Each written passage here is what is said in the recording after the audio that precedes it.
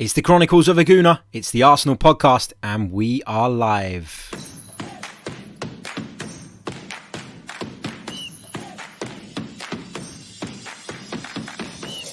You're listening to the Chronicles of a Gooner, the Arsenal podcast. I'm Martin Tyler, and you're listening to Harry Symeou.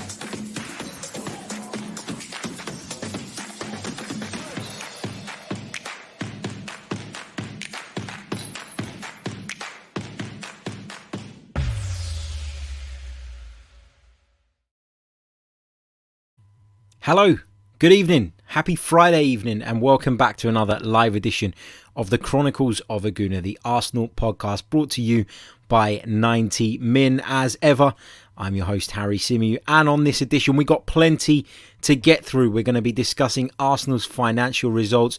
We'll be bringing to you some of the team news ahead of the trip to Burnley, and I'll be previewing that game with my starting 11 and prediction, as well as picking up lots of your questions, views and thoughts from the live chat box. Big hello to everybody joining us in the live chat already. Hope you're all good, and of course to those of you either watching this back or listening to this back later on, big hello to each and every one of you too. Let's say some hellos, because there are a few of you in the chat already. So big hello to Brad, to Sam, to Omar, to Kaylin, to Gooner, to Kayville, and of course to Xander. Let's dig into this Arsenal financial results piece, because the article was published a little bit earlier on by the club, in which they revealed the latest results. So I'm going to share the overview with you. I'm going to share the overview page. You can go on the Arsenal website if you so wish, and you can rummage through 42 pages worth of this financial report. I will do it. And I will do it later on, but I'm not going to be taking you guys through all 42 pages on the podcast. It just wouldn't be right. We're going to pick out the highlights from the main page, and I'd love to get your thoughts as well in the live comments section. So let's have a look then. Arsenal financial results reviewed, and the article reads as follows. Arsenal Holdings Limited. I hate that name. It makes us sound like this big multi-million pound corporation with no soul. You could argue that's what we've become to a degree, but you know what I mean. I hate the name Arsenal Holdings. And this is the consolidated accounts for the year ending May 31st, 2020. Now, the loss for the year after taxation was £47.8 million. That's in comparison to the 2019 loss of £27.1 million. Look, we all knew that the loss was going to be bigger this time around. I don't think there's anybody that didn't expect to see loss, that didn't expect to see Arsenal in the red zone, given everything that's gone on in the world, and everything that's gone on in the world of football. You know, there's no crowds at games. You know, there's been there's been the impact of that. You know, there's staff have had to be laid off. You know, people have been kept in jobs that maybe necessarily aren't, I'm not going to say aren't useful, but they're not actually needed by the club at the moment. And the club are still sort of persisting in the hope that this whole thing turns around sooner rather than later. So yeah, look, everybody sensible, I think, expected there to be a loss, and everybody expected there to be a bigger loss than the one we suffered last year. So last year, 27.1 million. This time around, 47.8 million pounds. Now, they go on to say the financial results have been materially impacted by the coronavirus pandemic and the consequent lockdown and suspension of the 2019-20 football season. Matches from the closing part of the 2019-20 season, including the club winning the Emirates FA Cup for a record 14th time, were completed in the next financial year, ending May 31st, 2021. Pre-tax losses of £35 million were directly attributable to COVID-19. The impacts of the pandemic have extended into the season 2020-21 and are ongoing. Matches continue to be played without fan attendance, and consequently, the club is operating without one of its key revenue streams. Since the year end, the group has refinanced its stadium finance bonds and undertaken a range of cost-cutting measures. These steps will ensure the club is well placed to respond once the situation starts to improve. The club continues to have, and this bit they had to get it in, the unwavering support and commitment of its parent company, Kroenke Sports and Entertainment, and its ultimate owner, Stan Kroenke. So Arsenal reiterating that the Kroenkes, KSE, are right behind the club as they navigate through these difficult times. Now, as I said, if you go over to the website, arsenal.com, and you scroll down to the bottom of this page, you can click on and open the full report in PDF format, but it's about 42 pages long. And as I say, I'm not going to delve into that now. One bit I will pick out for you that I have seen is that apparently £10.8 million of the loss is due to the sacking and subsequent replacing of Unai Emery. Now that has been quoted by a few journalists as well. As I say, I've not gone through the report in major detail just yet, but we've picked out the highlights, and I'm sure if there's anything in there worthwhile calling out, I will call it out on the next stream. The next stream, of course, being our live watch along tomorrow of the trip to Turf Moor. So Burnley versus Arsenal, kickoffs at 12:30 p.m. here in the UK. I'll be live from 12:15, so come and join me for that. Didn't do a watch along last weekend. Maybe it brought us luck, but we're back tomorrow, so hopefully I can watch the game in some of you guys' company. Let's see what you guys are saying on the financial report. Cavill says, "Hey Harry, the fact we are so deep in the red zone tells us how important it is to win the Europa and get into the top 6. It's life or death. Otherwise, Arteta can't continue the rebuild of the squad." I agree with you, Cavill, that it is so important that we get European football.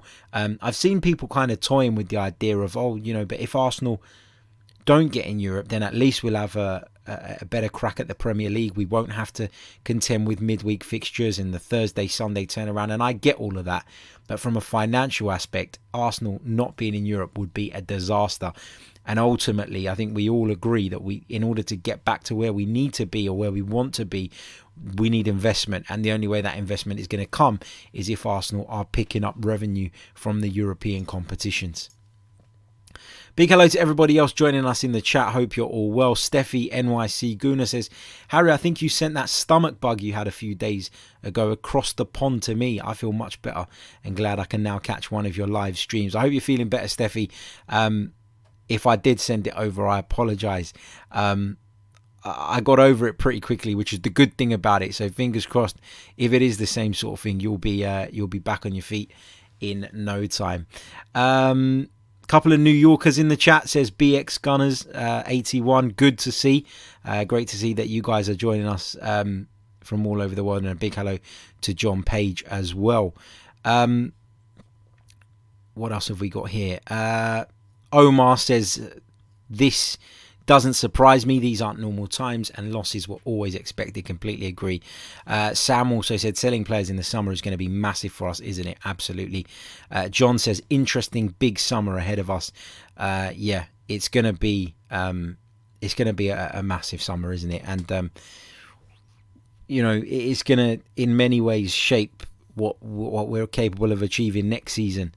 And I think we got to understand that these are unprecedented times, and maybe in normal times this rebuild that we keep talking about, maybe it would have been accelerated, maybe it had been done at a quicker pace, maybe it had been done a little more, I guess, frivolously. Maybe Arsenal would have been a little bit more open to taking risks in the transfer market, taking risks in terms of the amount of money that they lay out. But you can understand why they're not going to do that now. The future of the club is obviously very, very important, and Arsenal won't be the only ones. We touched on Liverpool in the stream earlier today, and one of the things I said about Liverpool was that I was completely amazed that, having lost Virgil van Dijk at the point in the season they didn't go out and spend a significant amount of money and address that issue And, maybe it's because of the same reasons. Maybe Liverpool are another club who are feeling the pinch of COVID-19. Lots of clubs are feeling it. Every club is feeling it in some way or the other.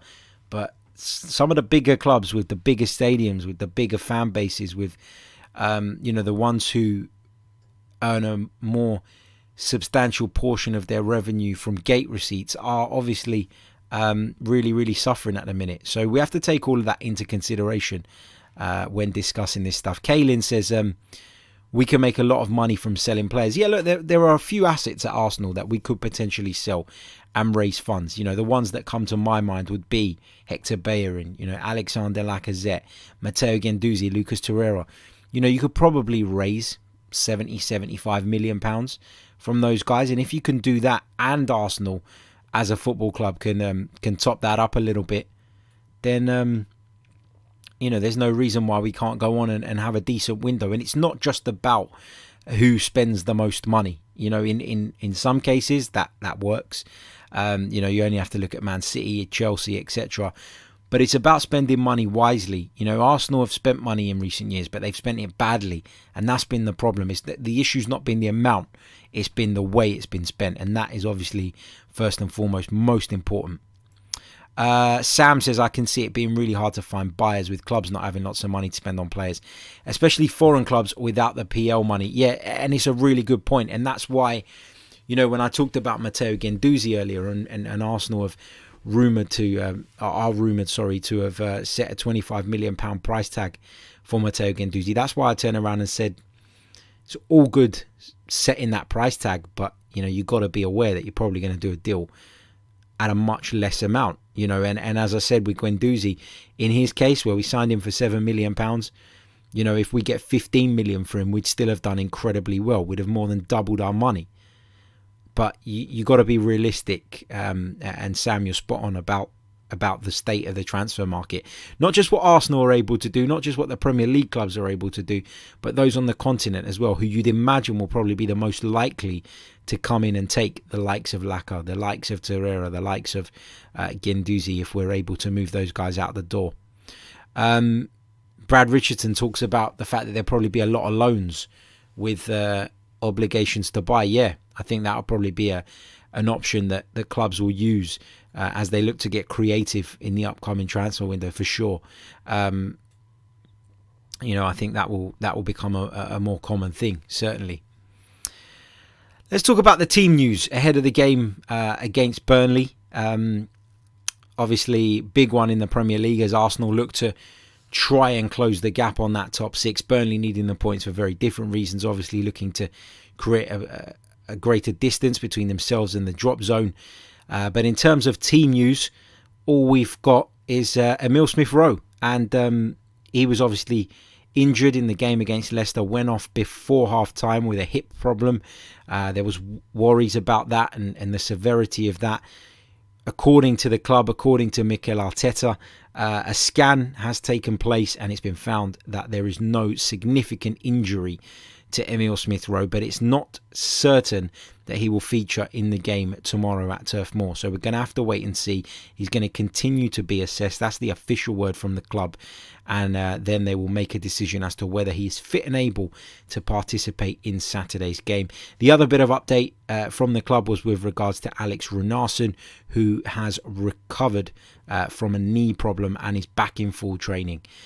So those are the only two updates in terms of the team news. So it seems anyway as though we've got a relatively clean bill of health, which is always good at this stage in the season, particularly with a big game against Olympiacos coming up on a Thursday as well. So lots to think about, lots to focus on. Let me take you through the team that I would play against Burnley, and then we'll discuss predictions, and I'd love to hear from you guys as well, and feel free to call out on my team as I do it. You should be able to see the screen now, those of you watching on the video. Those of you listening via the audio, don't worry, you will be talked all the way through it. For me, the goalkeeper, Bernd Leno, no brainer, clearly Arsenal's number one, should always play when fit, in my opinion. So Bernd Leno plays in goal for me. At right back, I'm going with a rested Hector Bellerin. Of course, he was rested in the game against Leicester City and is expected to return back to the side. And at left back, I want to see Kieran Tierney. In the centre of the defence, I'm going to stick with David Luiz. Now, he's been so good of late, and a lot of people would maybe think that he should be rested. Gabriel wasn't in the side against Leicester. He wasn't even in the squad. Based on the fact that there's been no update on him, I'm imagining that he's back in the team. But I'm just not sure about Gabriel at this moment in time. That's not to say that he's not a good defender and he hasn't started life at Arsenal relatively well. But of late, he's looked a little bit off the pace. Hasn't looked quite right. And so I'm going to go with Pablo Mari at centre-back alongside David Luiz. That would be my defensive pairing. Moving into the midfield, I'm going to go with Granit Xhaka. I'd love, in an ideal world, if I was in charge of Arsenal, to be able to say, Granit, you've played a ton of football lately, mate. You deserve a rest. Because he really, really does. He's one of the few players that seems to play every single game, week in, week out. Granit Xhaka is in the starting lineup. And when people talk about him being not good enough and not up to standard, I always point to that fact. If he was no good, if he wasn't up to standard, if Mikel Arteta didn't rate the bloke, he wouldn't be in the starting 11 every single week. So Granit Xhaka plays for me in the heart of the midfield, and having only come on as a substitute for around about 25 minutes, I'd bring Thomas Partey back into the side as well alongside him. So that would be my midfield duo, Granit Xhaka and Thomas Partey. In the number 10 position, we talked a lot about Emile Smith-Rowe and whether he would be fit or not. But regardless of whether or not Emile Smith-Rowe passes that fitness test, I don't want to see him in the starting lineup. I want to see Martin Odegaard playing in that position. I think he's been in good form lately, arguably better form than Emile Smith-Rowe. And, when you think about the injury concerns with regards to Emile Smith-Rowe and the fact that he's broken down so frequently, I think that Odegaard has to play in this one. On the right-hand side, this man walks straight back into the team, having been rested against Leicester, and that is Bukayo Saka. And I think on the other side, this man, Pierre-Emerick Aubameyang, should also walk straight back into the team. Going for the front man, I'm going to go with Alexander Lacazette, because I think his hold-up play is better, it's stronger. I think he'll be required to probably play with his back to goal. I expect Burnley to set up with a very low block, sit deep. I don't think there'll be much space in behind, but I want Aubameyang's goal threat on the pitch. And so taking all of that into consideration, I think Laka's the right man to lead the line. A little bit harsh on Willian because he's played really, really well lately. A little bit harsh on Nicolas Pepe as well, who probably hasn't put a foot wrong in recent weeks. But that's the 11 I would go with. And of course, what that does is it means that there are a number of players who remain fresh ahead of Thursday's game against Olympiacos. The reality of the situation we find ourselves in this season is that there are going to have to be changes every single week. There is going to be rotation every single week. And the great thing about this Arsenal side right now is that you look at some of those positions and you do have to think about who you would play. At right back, do you play Cedric or Bellerin? I don't think anybody would have had any objections if I put Cedric in that team. At centre back, you've got Gabriel, you've got Rob Holding, neither of whom are in that starting lineup. You move into the midfield, Dani Ceballos could quite easily come in and deputise for one of those guys. Emile Smith-Rowe could come in for Odegaard. I've talked about Willian and Pepe who could come in on either flank. The only position I think that we're not as strong in terms of rotation would be centre forward. That's assuming that Aubameyang is not seen as one, because if he is, then obviously it's between him and Lacazette. But beyond that, we don't really have much in the likes of Nketiah, in my opinion, who can come in and do a real solid job. So that's my starting lineup, as I said, for the game against Burnley. Let me just run through it one more time for those of you in particular listening on the audio. It's Leno in goal, Bellerin, Luiz, Pablo Mari, Tierney in the defence. The midfield is Partey and Xhaka, with Martin Odegaard in the number 10 position. Aubameyang from the left, Saka from the right, and Alexander Lacazette will play in the middle for me. So that is my starting 11 to face Burnley at Turf Moor at 12:30 on Saturday. Now, don't forget, we'll be bringing you a live watch-along of that game right here on the Chronicles of a Gooner channel. And if you're interested in supporting us by becoming a member, you can do so by clicking the link in the description. Also, this podcast is currently sponsored by manscaped.com. So if you're in need of some tools to keep your grooming as it should be, particularly with the end of lockdown in sight, you're going to start getting out and about again, then head over to manscaped.com, check out their fantastic products, and using our discount code, which is 90min20, you can find it in the description, 90min20, you will be able to get 20% off of your order as well as free shipping. So yeah, that's where I'm at. That would be my team: Leno, Bellerin, Louise, Marie, Tierney, Xhaka, Partey, Saka, Odegaard, Aubameyang and Lacazette. In terms of my prediction, I'm going to go with an Arsenal win because I'm feeling optimistic. Burnley's record against the big sides this season hasn't been great. He says that now, and they'll probably turn in the performance of the season. But what I would say is, are we still a big side in the context of this season?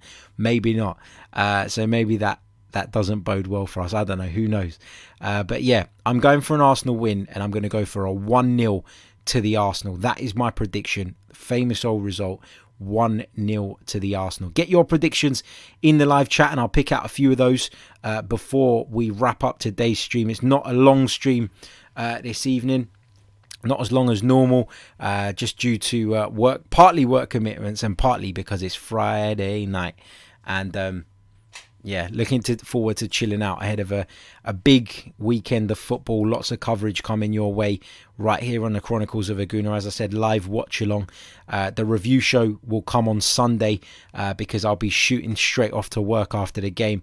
So we'll bring you the review show on Sunday late morning, and then we'll probably bring you another show in the evening as well, which will be the fans phone in. So if you're interested in taking part in that, make sure you DM me at Chronicles_AFC, but details in terms of the time and everything else will be available closer to the time.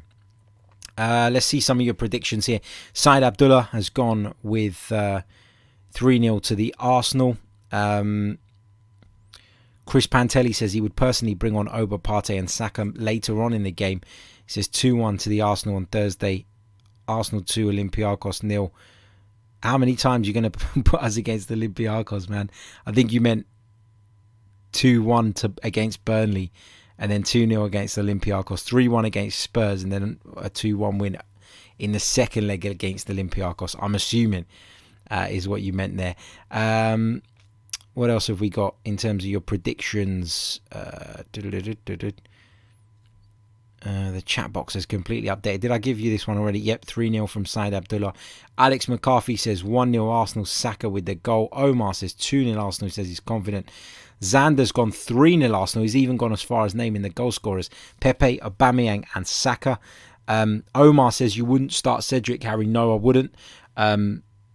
Partly because Cedric has played way too much football lately for me. You know, I know he's not broken down and he's done a really good job, but Bellerin was completely rested at the weekend. And, you know, then there's a case to bring Cedric back in on Thursday. But no, I just think Cedric's played a lot of football. He's had to fill in at right back at times when Bellerin's been rotated, but he's also had to deputise at left back when Kieran Tierney's not been available. So if you look at it over the last sort of 9-10 games, Cedric has played a lot of football, and I think he needs a bit of a breather. Steffi would also replace Bellerin with Suarez. Gooner Tell's gone 2-0 to the Arsenal. Brett Huffman would also like to see Cedric back in. He says we'd like to see Cedric back in at right back. Ober up top, Pepe on the left. Mainly just want to see Pepe given a run of games. It's hard to leave out Laka though. Having inform attackers is obviously a good thing. Yeah, agreed. P Cakes Forever says, I think 2-1 Arsenal. Don't think we have a clean sheet in us though. Looking at recent games, watch out for those early goals. We need to show up ready. Agreed. Alex says maybe one of those games where Arsenal won't forcefully play at top gear. Some heads may look at Thursday night. Yeah, I get that. But, you know, we really need to improve on our league position. That's the bottom line. You know, we can't afford to be mid-table.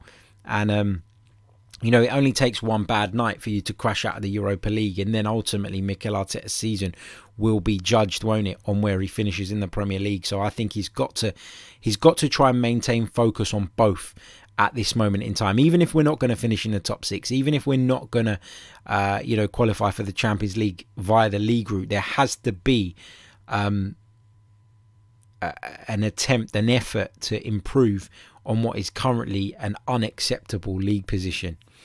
Brett Huffman says 2-0 to the Arsenal. Brad Richardson says 2-0 to the Arsenal, and he's feeling an Ødegaard goal.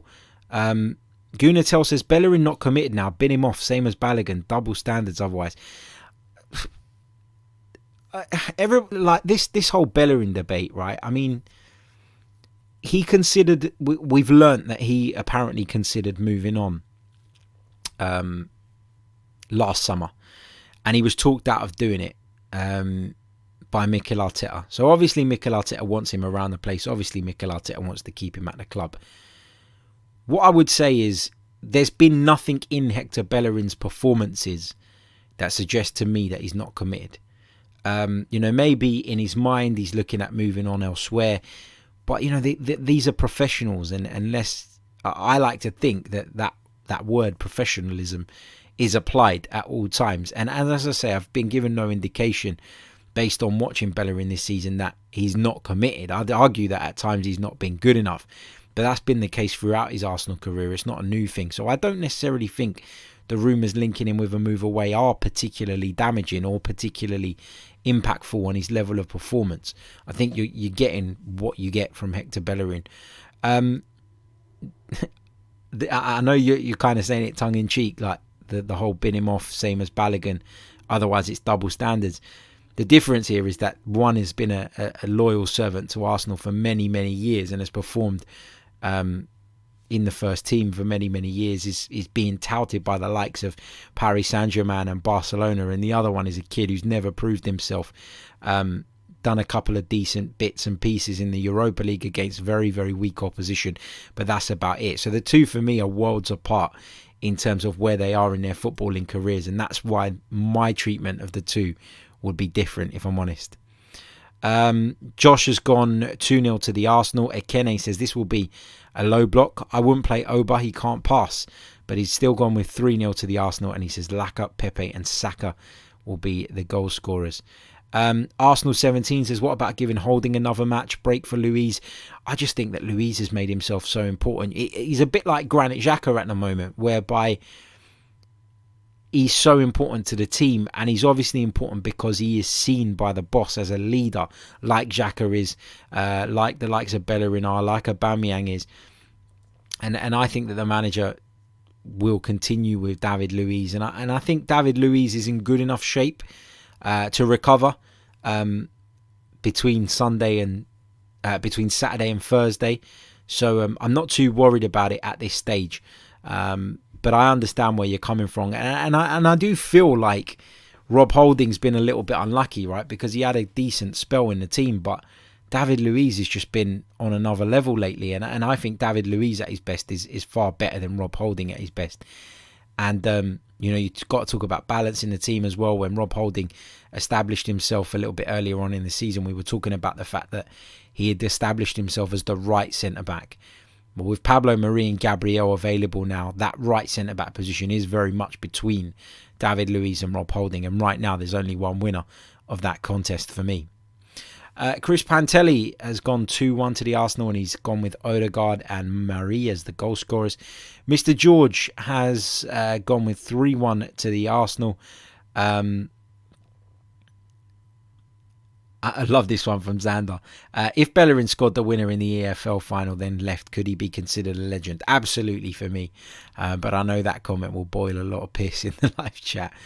Brett Huffman says, would you want to sell Bellerin and bring in a new right back? I think it's probably the right time to sell Hector Bellerin for a number of reasons, not just because of his performance, but because of the fact that he is, the age he's at, still can command the fee for him.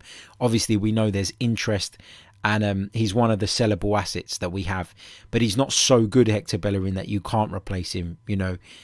I always say it, when Cedric comes in, I don't think the standard of the team drops whatsoever, and because of that, then I'm tempted to sell him.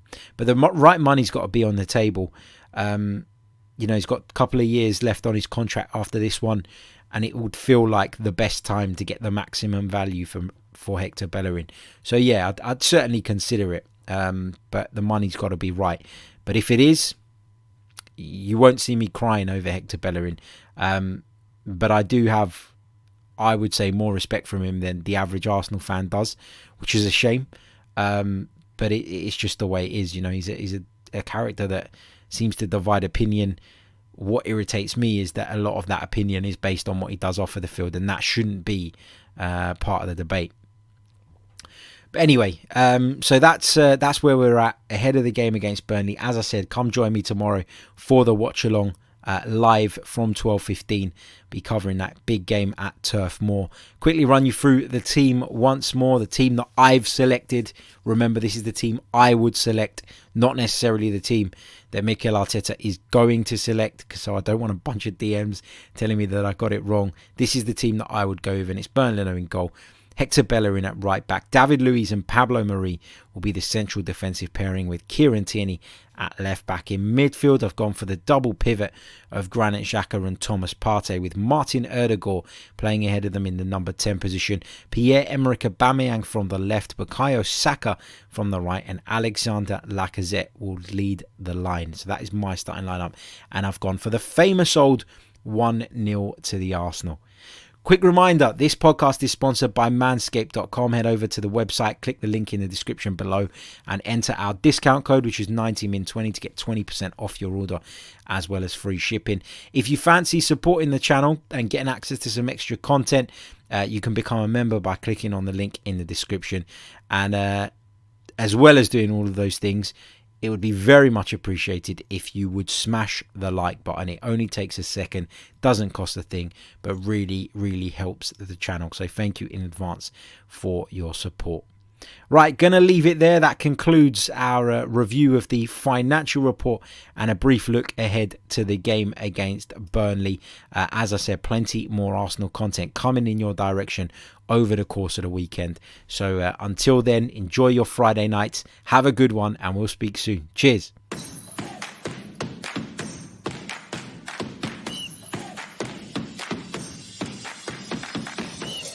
You're listening to the Chronicles of a Gooner, the Arsenal podcast. I'm Martin Tyler, and you're listening to Harry Symeou.